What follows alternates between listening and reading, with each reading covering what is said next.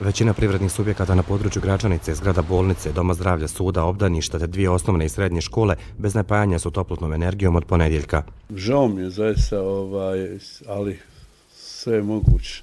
Dakle, vjerovatno je kapacitet ovog kotla dostigao najveći nivo, pa su vlasnici morali nabavljati drugi kotao i on se sprema upravo za ovakve razvoje kad se dese havarije da ima alternativa.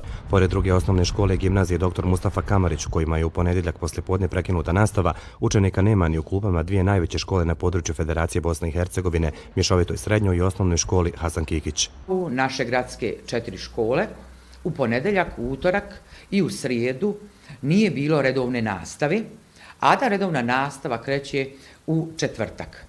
Nekolicina stanovnika Gračanice, ali i roditelja čija djeca pohađaju nastavu u gračaničkim školama, izrazila je negodovanje u pogledu bržeg otklanjanja kvara.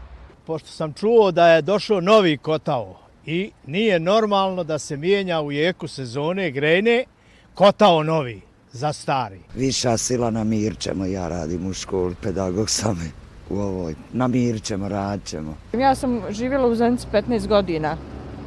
Mi smo navikli na ovako stanje, ne 3 dana, nego je znalo po 15-20 dana biti, po mjesec dana nima grijanja. Kako nam je potvrđeno iz Ekotoplane u Gračanici, kvar na kotlu je specifičan, pa je stoga i saniranje potrajalo duže od predviđenog.